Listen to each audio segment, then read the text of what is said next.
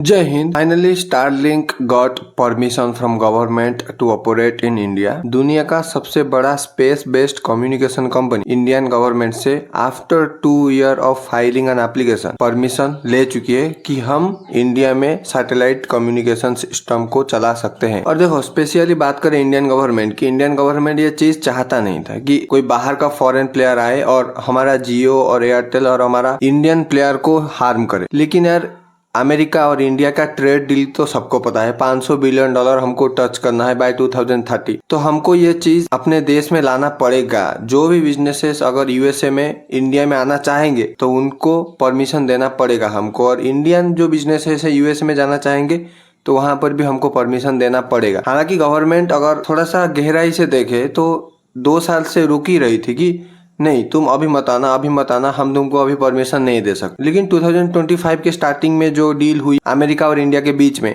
उसके बाद रोकना थोड़ा सा मुश्किल है और रोक भी नहीं सकते। और एक्चुअली हमारे बहुत सारे बिजनेसेस भी यूएसए में जाकर ट्रेड कर रहे हैं, राइट। और हम ट्रेड सरप्लस में है एक्चुअली, अगर देखा जाए तो $40 बिलियन के आसपास का। तो ये चीज पॉसिबल ही नहीं है कि हम रोक सके स्टारलिंक को इंडिया में आने के लिए। और ऐसा नहीं है कि ये फुल लाइसेंस पा चुका है कि आओ और सैटेलाइट बिछाओ और लोगों को बांट दो और यूज करो। नहीं, ये सिर्फ लाइसेंस इनको मिला है टेस्ट करने के लिए। दे आर टेक्नोलॉजी स्पेक्ट्रम वगैरह जो लिए हैं वो सब टेस्ट करेंगे एक्चुअली इंडियन एनवायरनमेंट में ये काम करता है या नहीं करता है। देखो, इंडियन एनवायरनमेंट बहुत तरीके से फैली हुई है। पहाड़ भी है, झरना भी है, असमतल भूमि भी है, समतल भूमि भी है, जंगल भी है, वेराइटी ऑफ एरिया यहाँ पर है। तो यहाँ पर दिक्कत हो सकती है, तो थोड़ा सा टेस्ट ये करेंगे अभी। और department of telecommunication and try के तरफ से सिर्फ टेस्ट करने के लिए लाइसेंस मिला है। और ये बात चल रही है कि आने वाले 10-20 दिनों के अंदर फुल लाइसेंस मिल जाएगा अगर ये टेस्ट सक्सेसफुल रहा तो। और अभी तक Indian National Space Promotion and Authorization Centre से भी क्लियरेंस नहीं आया है कि तुम पब्लिक के लिए ये चीज को यूज कर सकते हो। और इसमें बहुत सारा टेस्ट होना है गवर्नमेंट तरफ से। Government have to set a lot of security check before to get public. ऐसा नहीं है कि ये ऐसा फटाक से हो जाएगा अभी। और गवर्नमेंट की रिपोर्ट में 10-20 लिखा है, 1-2 महीना तो लग ही जाएगा अभी। आई होप इस साल के एंड तक स्टारलिंक फुल्ली फंक्शनल ऑपरेट करने लगे इंडिया में, ये हो सकता है। और देखो, स्टारलिंक दुनिया में 125 कंट्री में फैली हुई है, हर एक कोने में दुनिया में फैली हुई है। और इंडिया में स्पेशली अगर बात करें, यह अभी आए हैं। इनके पास टोटल 7,600 के करीब सैटेलाइट है पूरी दुनिया में सैटेलाइट इंटरनेट बिछाने के लिए। और इंडिया सेंट्रिक इन्होंने लगभग 600-700 सैटेलाइट को रखी है। और ऐसा नहीं है कि ये इंडिया की 140 करोड़ लोगों को टारगेट करेंगे और जियो एयरटेल को पूरा खत्म कर देंगे, ऐसा नहीं है। इनका टारगेट है 10 मिलियन पीपुल, यानी कि 1 करोड़ पीपुल। और इनको पता है इंडिया का हर एक ऑडियंस हमारा सब्सक्रिप्शन अफोर्ड नहीं कर सकता है। हाँ, हालांकि अभी $10 का इनिशियल सब्सक्रिप्शन बेस इन्होंने चलाया है, ऑफर दिए हैं कि $10 यानी कि लगभग 800-850 रुपए में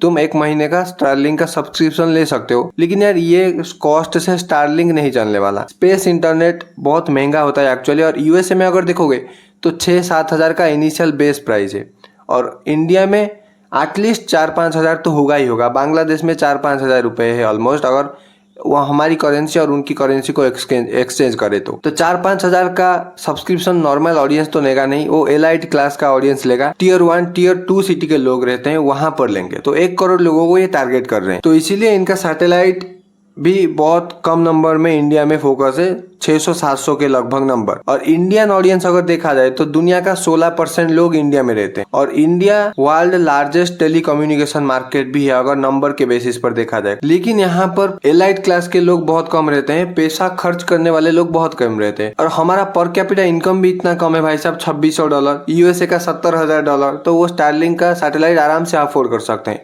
लेकिन हमारा ऑडियंस अफोर्ड नहीं कर सकता है। और उनको भी वो बात भली भांति पता है। तो वो ऐसा नहीं है कि पूरे गांव में फैल जाएंगे, ऐसा नहीं होने वाला। बहुत सालों तक तो ऐसा नहीं होने वाला। वो बस Tier 1 Tier 2 सिटी में जहां पर इनकम लेवल हाई है वहां पर रहने वाले हैं, और वहां तक ही रहने वाले हैं बहुत सालों तक। हाँ, इनफैक्ट आगे चलकर कुछ हो सकता है और भी कुछ बना के कुछ कर दे, लेकिन अभी तो पॉसिबल है नहीं। और फन फैक्ट वाली बात यह है कि एयरटेल और जियो इस ईयर के स्टार्टिंग में स्टारलिंक का एक डिस्ट्रीब्यूटर और एक पार्टनर की तरह काम करने वाले थे।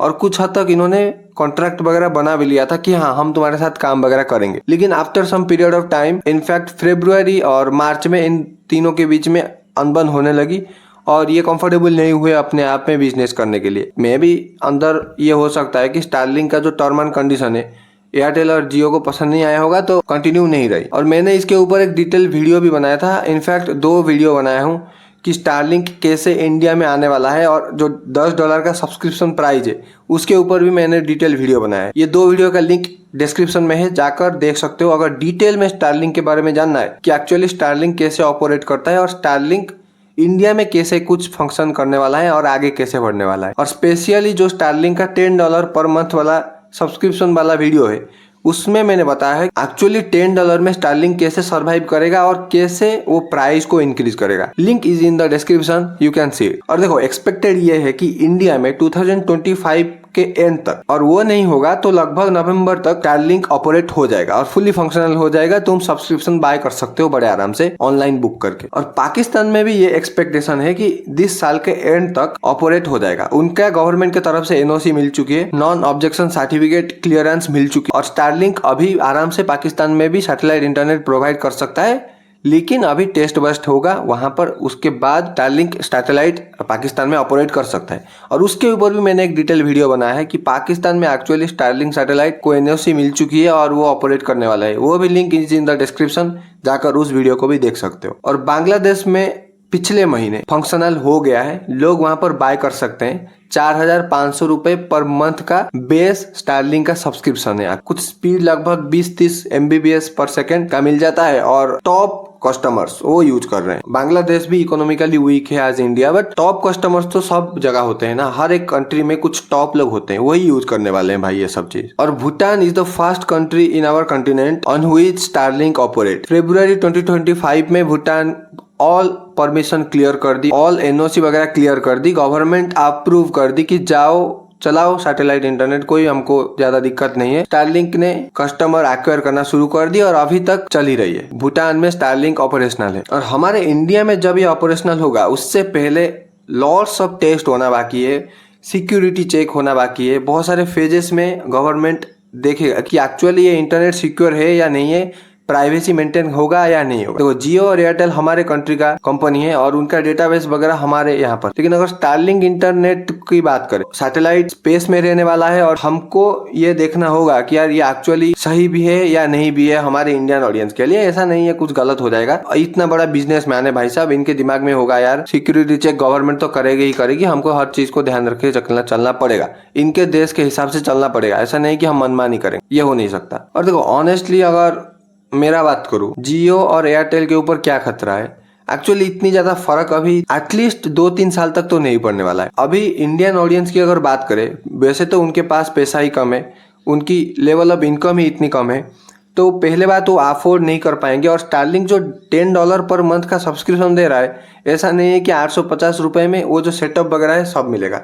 नहीं, सेटअप का कॉस्ट ही लगभग 34,000 के आसपास है। तो जो ऑडियंस खरीदेंगे वो एलाइट ऑडियंस होंगे। हाँ, 2-3 साल बाद ये हो सकता है कि लोग फैसिनेट हो जाए, यार हम सैटेलाइट से इंटरनेट खरीदेंगे। और इंडियन ऑडियंस ऐसा ही कि वो ओएस्ट से ज्यादा प्रभावित होते हैं। कोई भी चीज अगर ट्रेंड वेस्ट में है तो इंडिया में आ ही जाता है। हमारा कल्चर को देखो ना भाई, जीन्स पैंट शर्ट वगैरह सब वेस्ट में चलता था और 5-10 साल बाद इंडिया में आ गया। हर एक चीज भाई, कोई वीडियो किसी टाइप का बना रहा हो, कोई खाना किसी टाइप का हो, किसी भी टाइप का हो, वेस्ट से ट्रेंड इंडिया में आ ही जाता है। तो ये भी हो सकता है 4-5 साल के बाद इंडियन ऑडियंस का एक ख्वाब हो जाए, एक ड्रीम हो जाए। इंडिया में तो ऐसे ही लोगों का ड्रीम बहुत छोटा है कि हम एक सैटेलाइट इंटरनेट को यूज करेंगे। 34,000 का वो जो सेटअप है वही थोड़ा सा बैरियर अभी है कंपनी के लिए। हालांकि उसके लिए भी कुछ ये कर सकते हैं, EMI VMI वगैरह। EMI तो लोग ले ही लाएंगे, EMI तो इंडिया में चलता है बॉस, ले ही लेंगे एक्चुअली। और after 2 to 3 year anything may be happen. अभी तो एक बड़ा प्लेयर इंडिया में आना बाकी है बॉस। प्रोजेक्ट कुइपर के तहत अमेजन अभी एंट्री नहीं मारा है इंडिया में। अगर एंट्री इंडिया में अमेजन मारेगा तो कंपटीशन होगा और स्टारलिंक के साथ टक्कर वाला कंपटीशन होगा। और मैं भी आने वाले टाइम पर फ्यूचर में उसकी प्राइस कम हो सकती है। उन्होंने बस 27 और 30 के लगभग सैटेलाइट इंटरनेट प्रोवाइड करने के लिए छोड़े हैं स्पेस में, और 2027 और 8 तक इनका टारगेट है 3,000 सैटेलाइट छोड़ने के लिए। और after Amazon will launch 3,000 satellite in space, then the space war will actually begin. क्योंकि अभी सैटेलाइट के कम्युनिकेशन के मामले में स्टारलिंक डोमिनेट कर रहा है। स्टारलिंक के आसपास कोई है ही नहीं, इनफैक्ट स्टारलिंक अकेला ही है पूरी दुनिया में, राइट। फिर देखना होगा क्या होता है। आने वाले 5 साल बहुत इंटरेस्टिंग होने वाला है इंटरनेट प्रोवाइड के मामले में।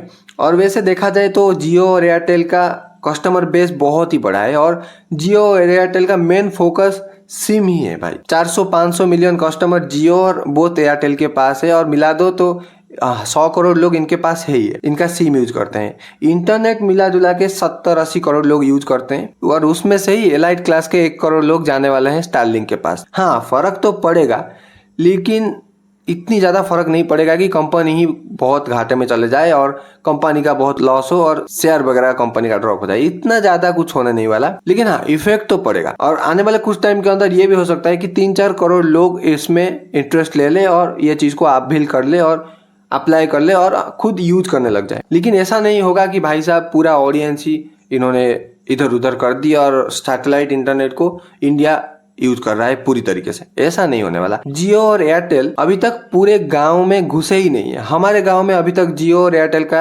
इंटरनेट आया ही नहीं। तो इस तरीके से बहुत सारे गांव भी है, तो वहां पर भी एक अपॉर्चुनिटी बन जाता है लोगों को कैप्चर करने का। और हमारे गांव में या हम जैसे गांव में लोग रहते हैं, वहां पर तो कोई सैटेलाइट इंटरनेट खरीदेगा नहीं भाई साहब। 34,000 को देकर कौन खरीदेगा? नहीं, हम तो नहीं खरीदेंगे। अगर मेरे पास 1 करोड़ रुपए होगा तब भी नहीं खरीदूंगा। मैं जियो का फाइबर लगा लूंगा भाई। जियो का फाइबर तो वही स्पीड देता है, मेरे को क्या फर्क पड़ता है सैटेलाइट इंटरनेट से आए कहीं पर आए। ज्यादा ऐसा फर्क पड़ेगा नहीं, लेकिन हाँ, एक्चुअली कुछ तो इधर उधर होगा। जब स्टारलिंक इंटरनेट शुरू होगा तो शेयर प्राइस ड्रॉप होगा जियो और एयरटेल का थोड़ा बहुत, लेकिन आफ्टर सम टाइम पीरियड वो रिकवर हो जाएगा और फिर से ट्रैक पे आ जाएगा। और सैटेलाइट इंटरनेट को टॉप एलाइट 1-2% लोग यूज करेंगे और बाकी इंडिया जियो और एयरटेल को ही यूज करता रहेगा। और वीआई तो भाई खत्म होने ही वाला है, अभी उसको यूज तो नहीं करने वाले। ठीक है, दिस इज द वीडियो। कैसा लगा कमेंट सेक्शन में जरूर बताना, और तुम्हारा क्या एक्सपेक्टेशन है और तुम्हारा क्या थिंकिंग है कि एक्चुअली फ्यूचर में क्या होने वाला है। Can satellite internet destroy all the telecommunication market in India? Can Starlink destroy Jio and Airtel? Leave in the comment section of your thought. Thank you so much for watching this video. This is Manoj this side, signing off.